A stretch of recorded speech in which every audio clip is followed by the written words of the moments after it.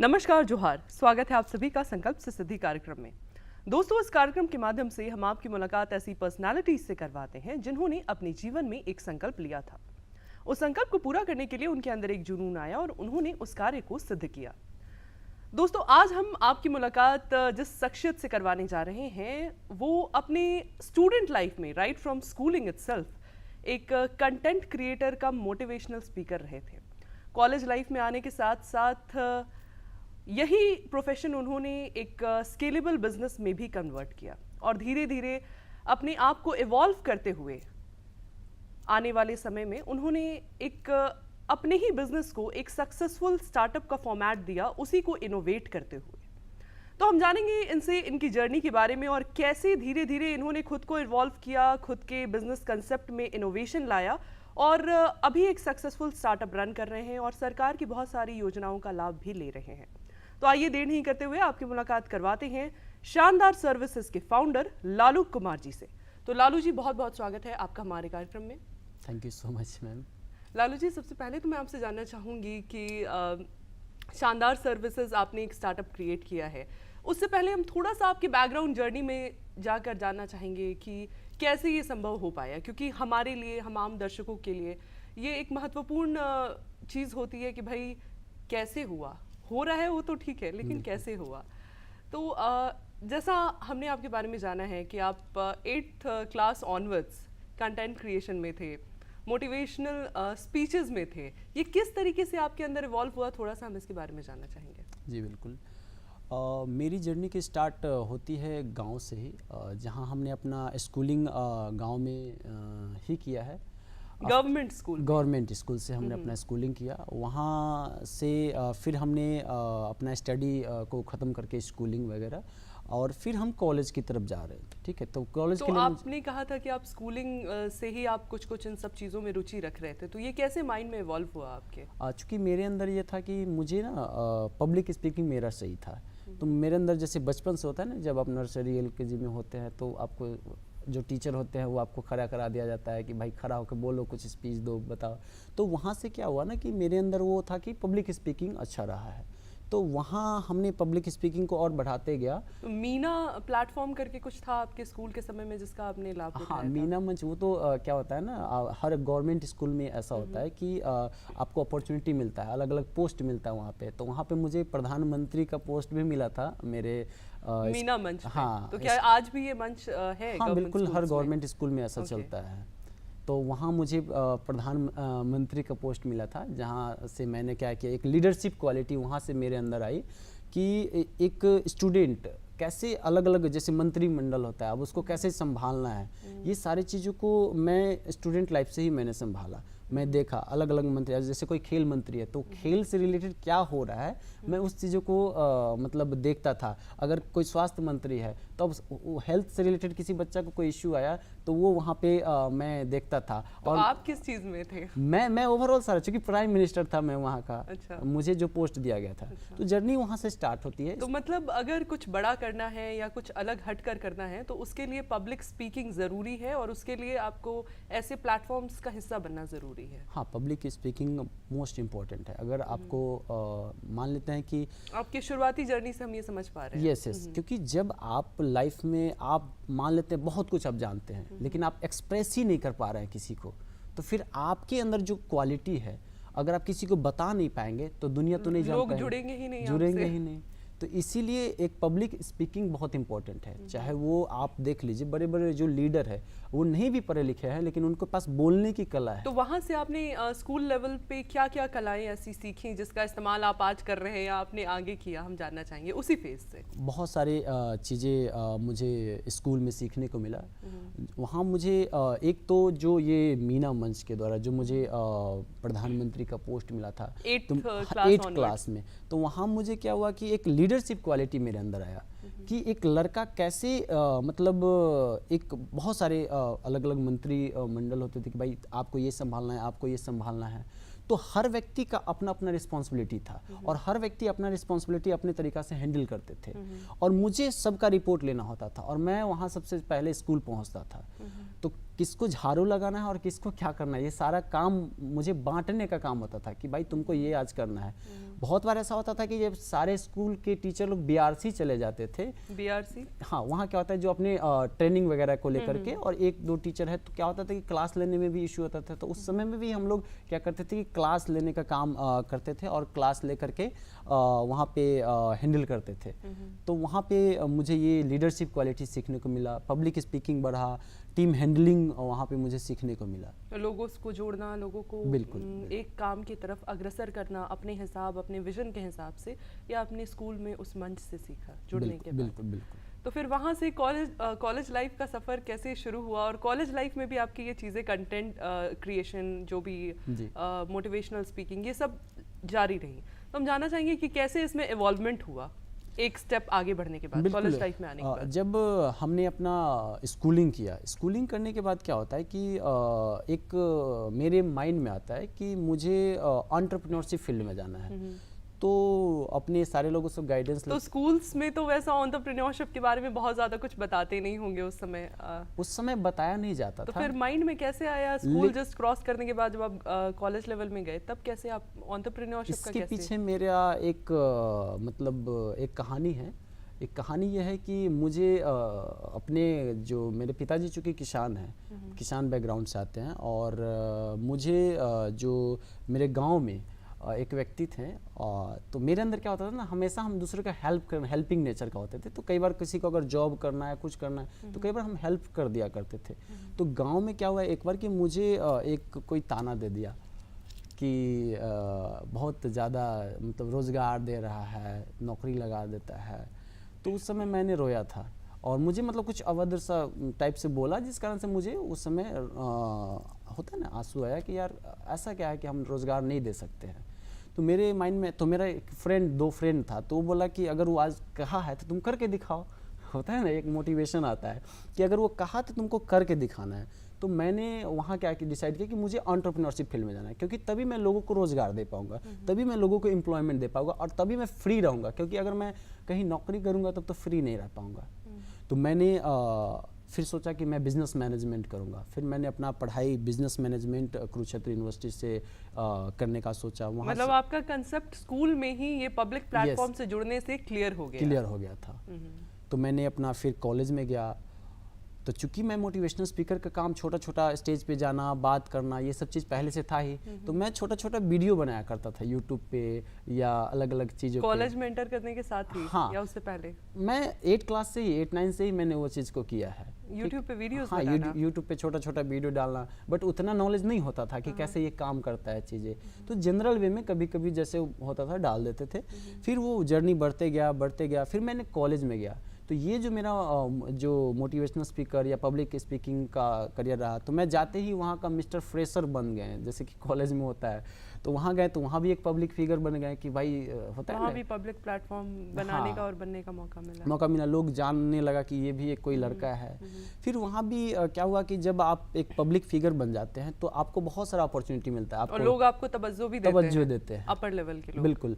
तो वहाँ जितने डायरेक्टर सर होते थे, जो टीचर्स होते थे, फैकल्टीज होते थे, मुझे उनके साथ बैठने का मौका हमेशा मिलता था। मैं स्टूडेंट की जगह मैं उन लोगों के साथ बैठता था। तो क्या होता है, जब आप जैसे लोगों के साथ बैठते हैं, आपका नॉलेज उसी तरीका का होने लगता है, आप उसी तरीका से आपके माइंड चलने लगता है। तो मेरी जर्नी वहाँ पे वो बढ़ रही थी। उम्र कम थी, लेकिन बैठना उठना ज़्यादा बड़े लोगों के साथ होता था, जिस कारण से मेरे अंदर एक्सपीरियंस ज़्यादा होते गया। क्योंकि जब आप बड़े लोगों के पास बैठ रहे तो आप या तो उनके पास जो एक्सपीरियंस है आपको वो सिखाएंगे, क्योंकि वो उन्होंने जितना उम्र जी लिए, उस उम्र में कुछ तो वो सीखे होंगे ना।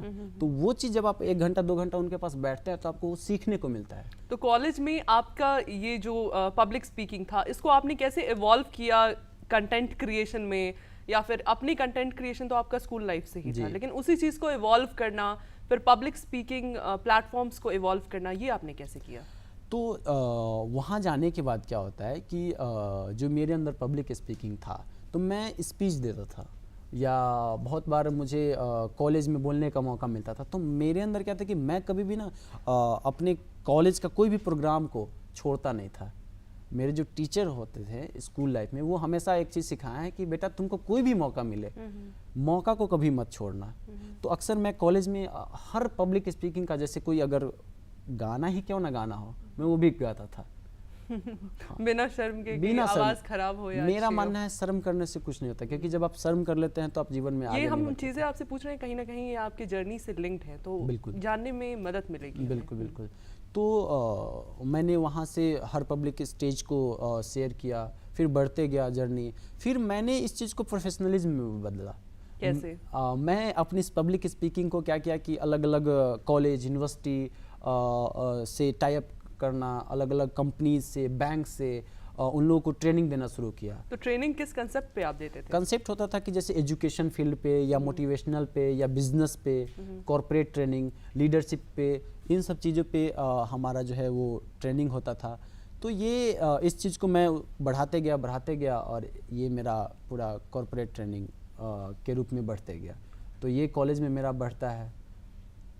तो ये आप मतलब चार्जेबल वे में या एक प्लेटफॉर्म फीस के माध्यम से आप इसको इसी टैलेंट को अलग अलग जगहों पे दर्शाने लगे। तो आपका कंटेंट क्या रहता था? कंटेंट होता था कि मैं अगर सपोज मेरा ऑडियंस कौन है, मुझे वो देखना होता था कि अगर मेरा ऑडियंस स्टूडेंट है तो मुझे जो है हाँ, जो अगर मेरा कंटेंट जो है अपने स्टूडेंट के लिए है तो मुझे उसी तरीके का कंटेंट बनाना पड़ता था। अगर कोई कॉर्पोरेट ट्रेनिंग, मतलब जहाँ भी आप ट्रेनिंग के लिए जा रहे थे उसी हिसाब का कंटेंट बना के उसको मोटिवेशनल वे में कन्वर्ट कर देते थे, और उसके लिए आपको एक रेवेन्यू मॉडल में चीजें कन्वर्ट होने लगी। हाँ, लोग मुझे एक दिन का 10,000 20,000 पे करने लगे और इफेक्टिव चेंजेस दिख रहे होंगे तो आपका वो वैल्यू भी बढ़ते जा रहा होगा। तो फाइनली हम आते हैं प्रॉब्लम पे कि प्रॉब्लम कहाँ से फेस हुई आपको और कैसे आपने सोचा कि अब किसी प्रॉब्लम को सॉल्व करने की तरफ आप आगे बढ़ सकते हैं। तो चूंकि जब मेरी जर्नी बढ़ रही थी एज ए मोटिवेशनल स्पीकर के रूप में, तो मुझे लगा कि मैं एज ए इंडिविजुअल अगर काम करता हूं तो जो मेरा विजन है, जो बचपन का विजन रहा है एंटरप्रेन्योरशिप फील्ड में जाने का, एम्प्लॉयमेंट जनरेशन करने का, वो मैं ऐसे ही जनरल वे में नहीं कर पाऊंगा। तो मेरे माइंड में आता है कि मुझे मतलब कुछ अलग करना चाहिए, क्योंकि कुछ बड़ा करना था। तो मेरी जर्नी उसी कॉलेज से ही स्टार्ट होती है। कौन सा प्रॉब्लम आपने फेस किया वहाँ पे जिसको सॉल्व करने के लिए आप आगे बढ़े और फाइनली इतना बड़ा रूप? बिल्कुल। तो मेरा जो प्रॉब्लम का फेसिंग आता है वो कॉलेज में ये होता है कि जब आप हॉस्टल में रहते हैं और आपको हॉस्टल में रहने के लिए क्या होता है कि वहाँ तो आपको आसानी से खाना पीना, रहना सहना हर कुछ मिल जाता है। लेकिन जब आप हॉस्टल से बाहर निकलते हैं तो मेन प्रॉब्लम एक स्टूडेंट को वहाँ पे आता है। उनको, चूँकि वो नए व्यक्ति हैं, उनको कोई नहीं जानता है, वहाँ पे उनको प्रॉब्लम फेस होता है कि किन से मिलना है, क्या कहना है। तो जब मैं बाहर रूम लेके रहना शुरू किया तो मुझे आया इलेक्ट्रिक वगैरह के रिगार्डिंग प्रॉब्लम। मेरा फ़ैन से रिलेटेड जो होता है, फ़ैन का प्रॉब्लम हुआ। मैं गर्मी में परेशान। अब कोई रूम ऑनर होता है, उसको बोलिए तो वो तुरंत तो सुनता नहीं है। कॉलेज का हॉस्टल था या? नहीं, हॉस्टल से मैं निकल गया था। उसके बाद मुझे ये प्रॉब्लम फेस हुआ। देन मुझे रियलाइज हुआ कि अगर आज रूम रेंट में, हाँ रूम रेंट में, कि आज अगर मुझे ये प्रॉब्लम हो रहा है तो मेरे जैसे लाखों स्टूडेंट हैं जिनको ये प्रॉब्लम फेस करना होता है, और मेरे जैसे लाखों लोग हैं जिनको ये प्रॉब्लम, मतलब तुरंत से आपको वो सुविधा नहीं मिल पा रही थी। तो इलेक्ट्रिक की प्रॉब्लम जो आपने इलेक्ट्रिशियन के लिए फेस की। बिल्कुल। तो वहाँ मुझे समझ में आता है कि अगर ये मुझे प्रॉब्लम है तो बहुत सारे लोगों को प्रॉब्लम हो रहा होगा। तो आपने सोल्यूशन कैसे ढूंढा उसका? हाँ, तो अब यहाँ पे इस प्रॉब्लम का सोल्यूशन निकालने के लिए मुझे थोड़ा सा मेहनत करना पड़ा। मैं रिसर्च करना शुरू किया कि आखिर ये प्रॉब्लम जो है इसका कोई तो कोई सोल्यूशन दे रहा होगा।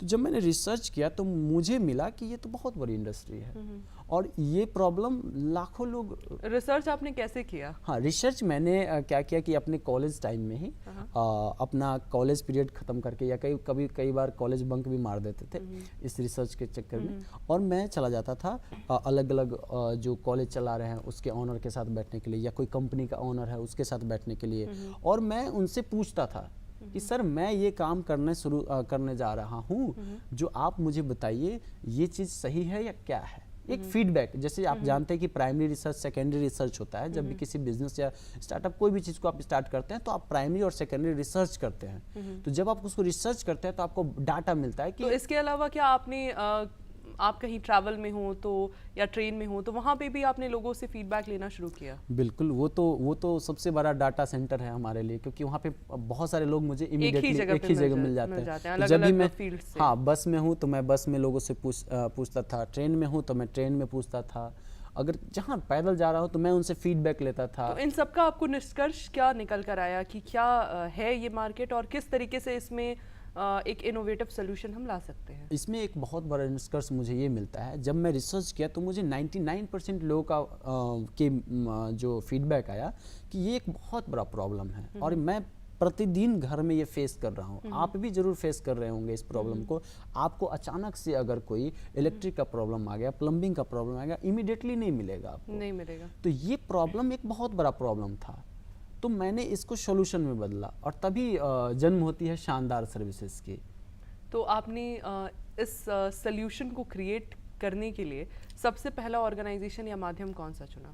ये सब तो जनरलाइज ही चल रही थी उस समय, कुछ स्टार्टअप कंपनी रजिस्टर्ड तो थी नहीं, बहुत शुरुआती दौर में। बिल्कुल। तो आपने कहाँ से शुरुआत की? क्या आपने अपने खुद के कॉलेज से ही इसकी शुरुआत की या कहाँ से? बिल्कुल, मैं अपने कॉलेज से ही शुरुआत किया। जब मैं अपना पहला ऑफिस ओपन किया तो मैं अपने कॉलेज के डायरेक्टर को ही फीता काटने के लिए बुलाया और मुझे खुशी हुई, उन लोगों को भी बहुत खुशी हुई कि मेरा स्टूडेंट जो अभी पढ़ाई ही कर रहा है वो इस चीज़ों को कर रहा है।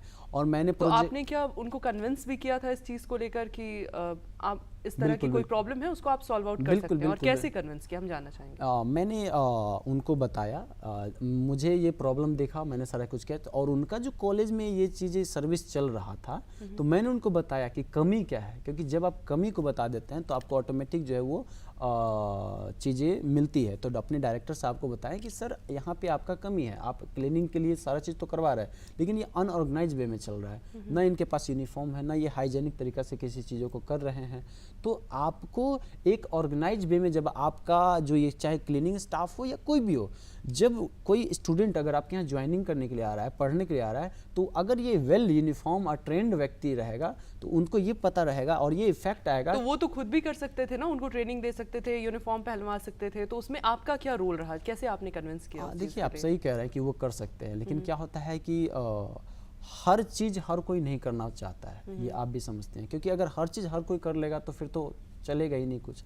तो स्पेसिफाइड सेंट्रलाइज सोल्यूशन देने के लिए आपने उनको अप्रोच किया ताकि उस चीज़ को आप एक मॉनिटर्ड वे में और सही तरीके से प्रॉपर हाइजीनिक वे में सारी चीज़ें करा सकें। बिल्कुल। तो किस चीज़ से आपने शुरुआत की? क्या ये हाउसकीपिंग थी या इलेक्ट्रिकल सर्विसेज थी? शुरुआत किस चीज़ से? शुरुआत मेरा क्लीनिंग से ही होता है। मैं अपना काम क्लीनिंग सर्विस से ही करता हूँ। वहाँ पे मैं क्लीनिंग सर्विस देना शुरू करता हूँ, कॉलेज वगैरह को टाई अप करना शुरू करता हूँ, छोटे छोटे स्कूल को टाई अप करना शुरू करता हूँ और वहाँ पे मैं उनको सर्विस देना शुरू करता हूँ। तो क्या उनके जो रेगुलर स्टाफ्स थे उनको हटाकर आप ही का वो सर्विस अवेल कर रहे थे? हाँ। या फिर कभी कभार वाला? नहीं, चूंकि मैं उस समय ये जो मेरा मॉडल था वो मैं जस्ट एक जनरल वे में चला रहा था, उसको एक मॉडिफाई पर डे इनोवेशन कर रहा था उसमें, तो मैं उनको एक मंथली बेसिस पे उनको ये मैंने सर्विस देना शुरू किया था। ओके, मतलब वो ट्रेडिशनल लोगों को जो जैसे तैसे काम करते रखने की जरूरत नहीं, आप स्पेसिफाइड सोल्यूशन मंथली बेसिस पर रख सकते हैं। बिल्कुल, वेल ट्रेंड पर्सन जो कि मतलब उनको ग्रूमिंग से लेकर के, उनका ट्रेनिंग से लेकर के, उनको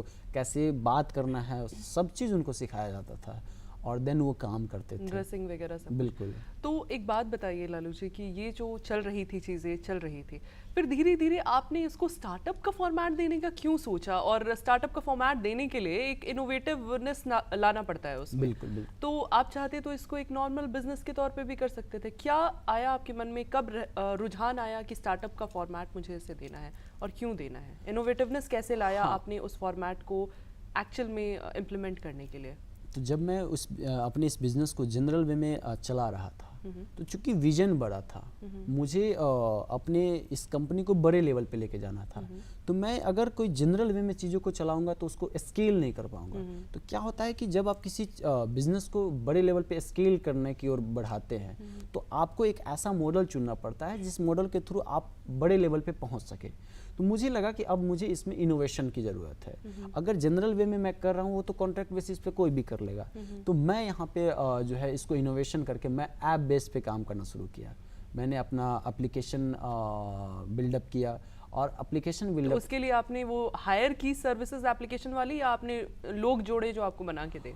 इसका मेरा इंटरनल टीम है जो कि टेक्निकल टीम है और मैं उस समय से ही मतलब एक टेक्निकल टीम अपना रखा जो कि मेरा ये सारा कुछ बिल्डअप किया और साथ में मिलकर के हमने उस चीज़ों को बढ़ाया और उसको बढ़ा करके एप्लीकेशन डाला। देन उसको धीरे धीरे चूंकि स्टार्टिंग होता है तो लोगों को समझ भी नहीं आता, बोलता है यार। इनोवेटिवनेस के लिए हाँ। आपने और क्या क्या चुना? सिर्फ एप्लीकेशन ही चुनी या और कुछ भी चुना? इसमें बहुत सारा, ये अभी तो फर्स्ट स्टेप है मेरा इनोवेशन का। जब मैंने एप्लीकेशन बनाया तो फिर जनरल वे में मैंने सिर्फ पहले क्लीनिंग का सर्विस देता था, लेकिन फिर मैंने इसमें इलेक्ट्रिक, प्लम्बिंग, टेक्नीशियन, मतलब कंप्लीट होममेड पैकेज Complete, आपने बना दिया कि होम complete। की जितनी भी ज़रूरतें हैं बिल्कुल। टेक्निकल जो आपको तुरंत से नहीं मिल पाती हैं या मुश्किल होती है तो वो आ जाएंगी। तो आपने एरिया कौन कौन सा चूज़ किया अपने स्टार्टअप ऑपरेशंस को फिक्स करने के लिए?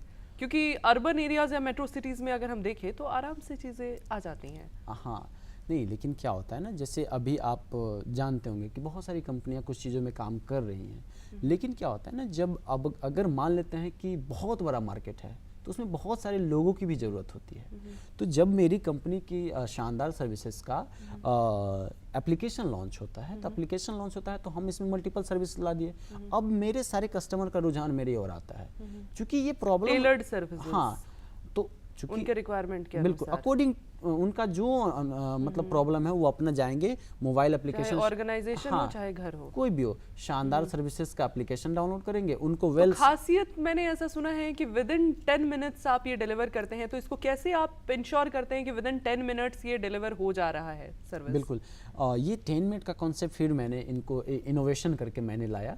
मैंने सोचा कि अगर ग्रोसरी 10 मिनट में आ सकता है, कोई खाना 10 मिनट में आ सकता है, तो सर्विस क्यों नहीं 10 मिनट में? तो कैसे आपने इसको लाइन अप किया कि ये एक स्मूथ चले और बिल्कुल। डिले ना हो तो या ये जो शिकायतें ना आए? हाँ, तो ये जो मेरा जो ऐप था, उस ऐप में ऑलरेडी शेड्यूल सर्विसेज चल रही थी, लेकिन इस शेड्यूल सर्विस को चेंज करके मैंने 10 मिनट कॉन्सेप्ट का लाया, और मैं इंडिया की पहला इनिशिएटिव लेने वाला कंपनी था जो कि होम सर्विसेज 10 मिनट में दे रहे थे। और ये कैसे हुआ, तो ये एप्लीकेशन को मैंने AI बेस्ड मैंने बनाया, जो कि क्या होता है कि हमारा हब होता है अलग अलग अपने पार्टनर का, जहाँ पे क्या होता है कि वो मेरा सर्विस पार्टनर अवेलेबल होता है। जब कोई कस्टमर कोई भी सर्विसेज के लिए बुकिंग करता है तो इमीडिएटली हमारे उस नियर बाई लोकेशन में हब वाले जो मेरा टीम होगा उसके पास वो नोटिफिकेशन चला जाता है, और वो नोटिफिकेशन जाने के बाद वो इमीडिएटली वहाँ से आपके घर पे वो पहुँच जाएंगे। तो आपने अलग अलग जगहों पे अपने हब स्टैब्लिश करके रखे हुए हैं या फिर आपने अलग अलग लोगों से टाई अप या पार्टनरशिप करके रखी हुई है? मेरा अलग अलग हब होता है जहाँ पे मतलब जो हमारा मल्टीपल सर्विसेज पार्टनर वहाँ पे उपलब्ध होता है। तो हर जगह आपने ऑफिस खोला है, फिजिकल खर्च उठाया है या कैसे इसको किया है? अभी हम लोग अलग अलग फिजिकल अपना फ्रेंचाइजी मॉडल पे ला रहे हैं, जहाँ पे हमारा फिजिकल स्टोर आपको देखने को मिलेगा। नहीं वो तो ठीक है, लेकिन ये जो हब की आपने बात की ना, जैसे लेट्स से कि कांके रोड में मैं रहती हूँ, तो कांके रोड में मुझे अगर ज़रूरत है तो मैं कैसे उसको अवेल करूँगी तुरंत वो से? आप बस एप्लीकेशन पे जाएंगे, वहाँ पे आपको जो सर्विसेज चाहिए उस पे आप क्लिक करेंगे, आपको वो जो सर्विसेज होगा वो उस सर्विस से रिलेटेड जो मेरा टीम होगा उसके पास वो नोटिफिकेशन जाएगा, वो टीम आपके पास तो मान लीजिए कि आपकी टीम अगर बूटी मोड में रही, हाँ। तो कैसे 10 मिनट्स के अंदर पॉसिबल है वो आ पाएगी? वो टीम को ऑर्गेनाइज किया जाता है इसी वे में कि अगर कोई व्यक्ति यहाँ से मतलब 1 घंटा या 10 वैसा वाला दूरी नहीं देते हम लोग, यानी इतना ही दूरी देते हैं कि वो 10 मिनट में पहुंच सके आपके सर्विस के लिए। तो ये आपने कैसे फिगर आउट किया है अलग अलग प्लेसेस पे कि अलग अलग प्लेसेस पे आपने वो हब्स या स्पॉट्स फिक्स करके रखे हैं कि इस प्लेस में अगर कोई हो तो वो पर्सन 10 मिनट्स में पहुंच जाएगा? ये कैसे आपने ये ensure अलग किया अलग है? पिन कोड वाइज हम लोग इसको सेंट्रलाइज करते हैं कि ये पिन कोड पे हमारा इतना लड़का है, ओके। तो इतना ये यहाँ रहेगा, और हमारी इंटरनल टीम को दिख रहा होता है कि कौन कहाँ पे लाइव है और कितने लोग कहाँ पे हैं, तो उनको वो ये आपने कैसे मतलब इसको एक होता है ना ट्रैक करना या संजोना, एकत्रित करना, सबको सिंक्रोनाइज करना, ये कैसे आपने किया? टफ तो बहुत था, लेकिन इस टफनेस में भी हमने इस चीज़ों को एक एक करके सेंट्रलाइज किया। इसके लिए हमारे पास ट्रेनिंग सेंटर होता है जहाँ पे क्या होता है कि हम लोग उसको वेल ट्रेंड करते हैं, और ट्रेनिंग देने के बाद क्या होता है कि उनको हम लोग पूरा सिखाते हैं। लोगों को आपने जोड़ा कैसे, मतलब ऑनलाइन माध्यमों से, ऑफलाइन माध्यमों से, ऑनलाइन कैसे ऑफलाइन जोड़ा? हर तरह से हमने जोड़ा है इनको। Okay.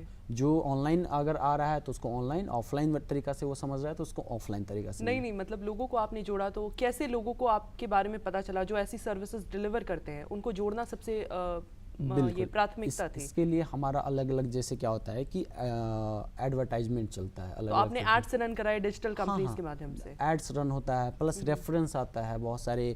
आप जो मेरा कोई कस्टमर है जो सर्विस ले लिया वो भी रेफर करता है कि आप ये एप्लीकेशन यूज कीजिए या कॉल करके देखिए।